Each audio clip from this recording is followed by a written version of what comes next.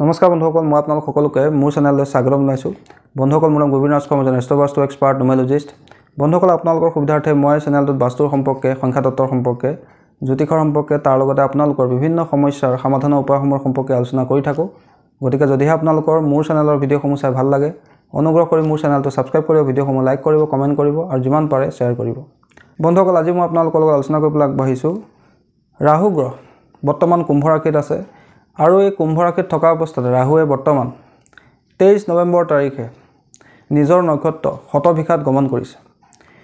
নিজৰ নক্ষত্ৰত গমন কৰাৰ লগে লগে ৰাহু গ্ৰহ বহুত পাৱাৰফুল হৈ পৰে। বন্ধুসকল, এনে পৰিস্থিতিত আপোনালোকে দেখিবলৈ পাব যে আমাৰ বিশ্বত যি সায়েন্স, টেকনলজি আৰু এআইৰ লগত জড়িত বিষয়বস্তুবিলাকত যথেষ্ট উন্নতি লাভ কৰিব। ৰাহু পাৱাৰফুল হোৱাৰ লগে লগে ছ'চিয়েল মিডিয়াৰ প্ৰভাৱটো জনসমাজৰ ওপৰত বহুলভাৱে পৰিব। তাৰোপৰি এই সময়ছোৱাত অচিন ৰোগৰ প্ৰভাৱো বৃদ্ধি পাব পাৰে। কিছুমান অচিন ৰোগে মানুহৰ শৰীৰত দেখা দিব পাৰে। মানুহে নিজৰ মেণ্টেল হেল্থ, মানসিক স্বাস্থ্যৰ ওপৰত বিশেষ গুৰুত্ব দিব। তাৰোপৰি এই সময়ছোৱাত কিছুমান লুকাই থকা সত্য বাহিৰ হ'ব। কিছুমান হিডেন ট্ৰুথ অৰ্থাৎ লুকাই থকা সত্য আমাৰ সন্মুখত পৰিলক্ষিত হ'ব। মানুহৰ জল্দি সিদ্ধান্ত লোৱাৰ প্ৰৱণতা বৃদ্ধি পাব। মানুহৰ মনত ভ্ৰমৰ সৃষ্টি হ'ব। তাৰ লগতে আগ্নেয়গিৰি উদগীৰণ, প্লেন ক্ৰেছ হোৱা, বোমা বিস্ফোৰণ হোৱা বা যুদ্ধ বিগ্ৰহৰ দৰে সমস্যা বা দুৰ্ঘটনা সংখ্যাত বৃদ্ধি পাব। কিন্তু 3 ৰাশিৰ ব্যক্তিসকলৰ কাৰণে এই সময়ছোৱা কিন্তু যথেষ্ট ভাল, কিয়নো এই সময়ছোৱাত কুম্ভ ৰাশিত ৰাহু নিজৰ নক্ষত্ৰ শতভিষাত বহুত পাৱাৰফুল হৈ বহি আছে। এই সময়ছোৱাত 3টা ৰাশিৰ ব্যক্তিসকলৰ ভাগ্যৰ দুৱাৰ কিন্তু খোল খাব। সেই 3টা ৰাশি আছে বন্ধুসকল, মেষ ৰাশি, বৃষ ৰাশি আৰু ধনু ৰাশি।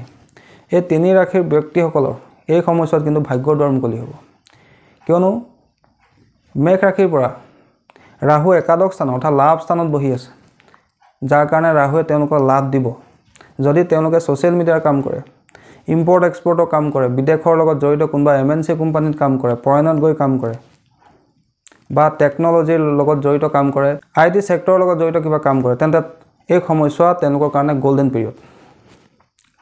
আৰু দ্বিতীয় ৰাশিটো হৈছে বৃষ ৰাশি।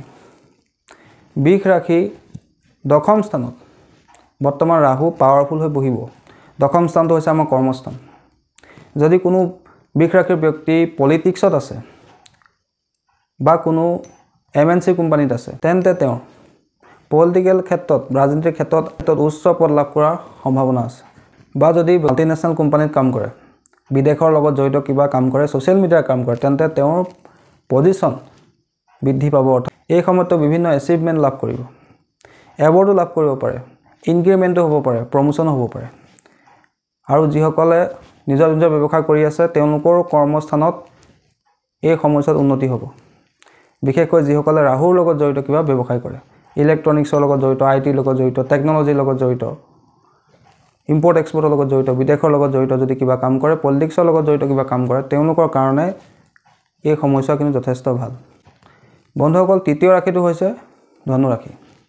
ধনু ৰাশিৰ তৃতীয় স্থানত ৰাহু পাৱাৰফুল হৈ বহিব। তৃতীয় স্থানটো আমাৰ পৰাক্ৰমৰ স্থান বুলি কোৱা হৈছে। গতিকে যিসকল ধনু ৰাশিৰ ব্যক্তি কিবা কামত তেওঁৰ কামত বাধা আহি আছিলে, সেই কৰ্মৰ বাধা তেওঁলোকে নিজৰ পৰাক্ৰমৰ জোৰত এই সময়ছোৱাত দূৰ কৰিব পাৰিব। তেওঁলোকৰ পৰাক্ৰম বৃদ্ধি পাব। তেওঁলোকে বিদেশ যাত্ৰাৰ যদি কিবা ইচ্ছা পুহি ৰাখিছে, সেই ইচ্ছাও পূৰ্ণ হ'ব। তাৰ লগতে তেওঁলোকৰ বিদেশৰ লগত জড়িত যদি কিবা কাম তেওঁলোকে কৰে, ছ'চিয়েল মিডিয়াৰ কিবা কাম কৰে, টেকনলজিৰ লগত জড়িত কিবা কাম কৰে, ৰাজনীতিৰ লগত জড়িত কিবা কাম কৰে, সেই ক্ষেত্ৰত তেওঁলোকৰ লাভ হ'ব। কেইটামান ৰাশিৰ ব্যক্তিসকলে এই সময়ছোৱাত বিশেষ সাৱধান হৈ থকাটো অত্যন্ত জৰুৰী। এইকেইটা ৰাশি হৈছে বৃশ্চিক ৰাশি। বৃশ্চিক ৰাশিৰ পৰা চতুৰ্থ স্থানত ৰাহু পাৱাৰফুল হৈ বহিব। চতুৰ্থ স্থানটো হৈছে আমাৰ মাতৃস্থান, মানসিক শান্তিৰ স্থান, আমাৰ ঘৰৰ পৰিৱেশৰ স্থান। গতিকে এই সময়ছোৱাত এই বৃশ্চিক ৰাশিৰ ব্যক্তিসকলৰ মাতৃৰ স্বাস্থ্যৰ অৱনতি হ'ব পাৰে, মানসিক অশান্তি তেওঁলোকে ভোগ কৰিব লগা হ'ব পাৰে, ঘৰত তেওঁলোকৰ অশান্তি হ'ব পাৰে, বা যিসকলে পঢ়া শুনা কৰি আছে তেওঁলোকৰ শিক্ষাতো সমস্যাৰ সৃষ্টি হ'ব পাৰে। দ্বিতীয় ৰাশি হৈছে কুম্ভ ৰাশি। কুম্ভ ৰাশিতে বৰ্তমান ৰাহু পাৱাৰফুল হৈ বহিব। গতিকে আপোনালোকৰ নিজৰ কাম সততাৰে কৰাৰ প্ৰয়োজন আছে। কামৰ ক্ষেত্ৰত শ্বৰ্টকাট অৱলম্বন নকৰিব। যদি কৰে তেন্তে আপোনালোকৰ সমস্যা হ'ব পাৰে। তাৰোপৰি আপোনালোকে সম্পূৰ্ণ ফোকাছ ৰাখি যিকোনো কাম কৰিব এই সময়ছোৱাত আপোনালোকে উন্নতি লাভ কৰিব যদি আপোনালোকে ভালকৈ চিন্তা চৰ্চা নকৰাকৈ কিবা কাম কৰে জলদি কিবা সিদ্ধান্ত লয় সেই ক্ষেত্ৰত কিন্তু আপোনালোকৰ লোকচান হ'ব পাৰে তাৰোপৰি কুম্ভ ৰাশিৰ ব্যক্তিসকলে নিজৰ স্বাস্থ্যৰ খেয়াল ৰখাৰ প্ৰয়োজনীয়তা আছে এই সময়ছোৱাত তেওঁলোকৰ ইনফেকশ্যনৰ সমস্যা হ'ব পাৰে বন্ধুসকল তাৰ পিছত ৰাশি হৈছে কৰ্কট ৰাশিৰ ব্যক্তিসকলৰ এই সময়ছোৱাত বিশেষ ধ্যান ৰখাৰ প্ৰয়োজনীয়তা আছে কৰ্কট ৰাশিৰ পৰা অষ্টম ঘৰত অৰ্থাৎ 8 নম্বৰ ঘৰত ৰাহু পাৱাৰফুল হৈ বহিব গতিকে আপোনালোকৰ সমস্যা বৃদ্ধি পাব পাৰে আপোনাৰ গুপ্ত শত্ৰুৰ সংখ্যা বৃদ্ধি পাব পাৰে আপুনি কিছুমান আননেচেসাৰী প্ৰবলেমৰ সন্মুখীন হ'ব পাৰে সমস্যাৰ লগত যুঁজিব লগা হ'ব পাৰে তাৰোপৰি আপোনালোকৰ এই সময়ছোৱাত গুপ্ত শত্ৰুৰ সংখ্যাও বৃদ্ধি পাব পাৰে তাৰ পিছত ৰাশি হৈছে সিংহ ৰাশিৰ সপ্তম ঘৰত অৰ্থাৎ বিবাহ স্থানত ৰাহু পাৱাৰফুল হৈ বহিব গতিকে এই সময়ছোৱাত আপোনালোকৰ পাৰিবাৰিক অশান্তি হোৱাৰ সম্ভাৱনা আছে সপ্তম স্থানটো যেহেতু বিবাহৰ স্থান এই পাৰ্টনাৰৰ মাজত মিছ আণ্ডাৰষ্টেণ্ডিঙৰ সমস্যা আপুনি সন্মুখীন হ'ব লগা হ'ব পাৰে গতিকে আপোনালোকে এই সময়ছোৱাত নিজৰ যি পাৰিবাৰিক সমস্যা এইখিনি ধৈৰ্য সহকাৰে সলভ কৰিবলৈ চেষ্টা কৰিব আৰু তাৰ লগতে আপোনালোকে যদি পাৰ্টনাৰশ্বিপ ব্যৱসায় কৰে তেন্তে আপোনালোক অকণমান সাৱধানে যিকোনো কাম কৰিবলৈ চেষ্টা কৰিব তাৰ পিছত ৰাশি হৈছে কন্যা ৰাশি ষষ্ঠ ঘৰত ৰাহু প্ৰৱেশ কৰিব আৰু তাৰ লগে লগে আপোনালোকৰ ঋণ ধাৰৰ সমস্যা বৃদ্ধি পাব পাৰে লগতে আপোনালোকৰ স্বাস্থ্যজনিত সমস্যা যেনেকৈ ইনফেকশ্যনৰ সমস্যা ইত্যাদিবিলাক হ'ব পাৰে যদি আপোনালোকে কিবা চাকৰি কৰি আছে চাকৰিৰ ক্ষেত্ৰতো আপোনাৰ নিজৰ কলিগৰ লগত বা নিজৰ সহযোগীসকলৰ লগত সংঘাত উৎপন্ন হ'ব পাৰে তাৰ পিছত ৰাশি হৈছে মীন ৰাশিৰ দ্বাদশ ঘৰত ৰাহু পাৱাৰফুল হৈ বহিব গতিকে আপোনালোকে এই সময়ছোৱাত ইনভেষ্ট কৰোঁতে ভাবি চিন্তি কৰিব কিন্তু যদি আপোনালোকে বিদেশৰ লগত জড়িত কিবা কোম্পানীত ইনভেষ্ট কৰে বিটকয়েনৰ ওপৰত ইনভেষ্ট কৰে বা আপোনালোকে ইম্পৰ্ট এক্সপৰ্টৰ কাম কৰে তেন্তে আপোনালোকৰ কিন্তু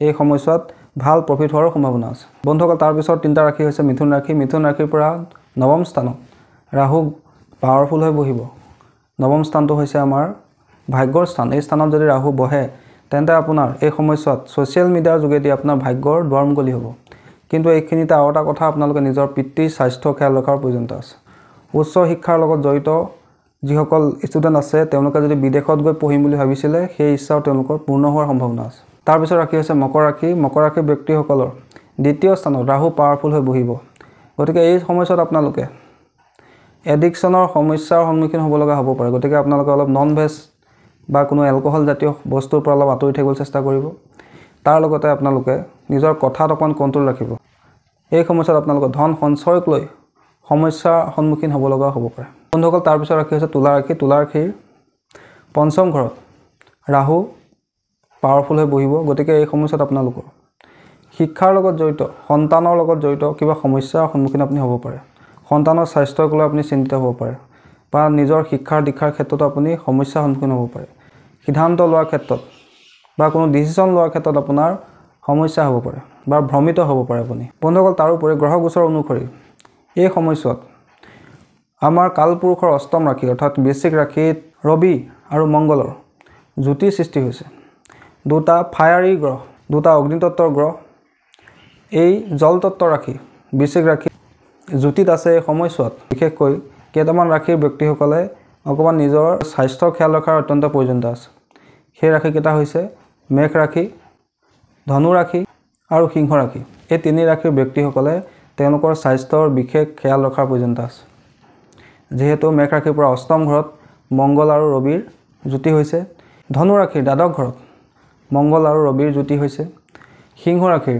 চতুৰ্থ ঘৰত মংগল আৰু ৰবিৰ জ্যোতি হৈছে গতিকে এই জ্যোতিটো এই তিনি ৰাশিৰ কাৰণে অত্যন্ত সমস্যাজনক তেওঁলোকৰ স্বাস্থ্যৰ সমস্যা হোৱাৰ সম্ভাৱনা আছে তাৰোপৰি এই সময়ছোৱাত দুৰ্ঘটনাজনিত সমস্যা অগ্নিকাণ্ডৰ সমস্যা প্লেন ক্ৰেছ হোৱা অইল ফিল্ডত জুই লগা ভূমিকম্প আগ্নেয়গিৰি উদগীৰণ কিছুমান অচিন ৰোগ সমাজত বিয়পিব পাৰে গতিকে আপোনালোকে সকলোৱে নিজৰ স্বাস্থ্য খেয়াল ৰখাৰ প্ৰয়োজনীয়তা আছে আৰু যিসকলে গাড়ী বাইক চলায় তেওঁলোকে অলপ সাৱধানে মেইন ৰোডত গাড়ী চলোৱাৰ প্ৰয়োজনীয়তা আছে কিয়নো এই সময়ছোৱাত দুৰ্ঘটনা বৃদ্ধি পাব এই সময়ছোৱাত অগ্নিকাণ্ডৰ সংখ্যা চিলিণ্ডাৰ বিস্ফোৰণ গেছ পাইপলাইনত জুই লগাৰ সমস্যা যুদ্ধ বিগ্ৰহৰ সমস্যা সৃষ্টি হ'ব পাৰে গতিকে আপোনালোকে সকলোৱে নিজৰ স্বাস্থ্য খেয়াল ৰাখিব মেইন ৰোডত গাড়ী চলাওঁতে অকণমান সাৱধানে চলাব আৰু নিজৰ স্বাস্থ্যৰ সম্পূৰ্ণ যতন ৰাখিব বন্ধুসকল আশা কৰিছোঁ আজি আপোনালোকে গম পায় যে শনিৰ মূল ত্ৰিকোণ ৰাশি কুম্ভ ৰাশিত ৰাহুৰ নিজৰ নক্ষত্ৰ নিজৰ শতভিষা নক্ষত্ৰত প্ৰৱেশ কৰাৰ লগে লগে ইয়াৰ প্ৰভাৱ অন্যান্য ৰাশিবোৰৰ ওপৰত কি ধৰণে পৰিব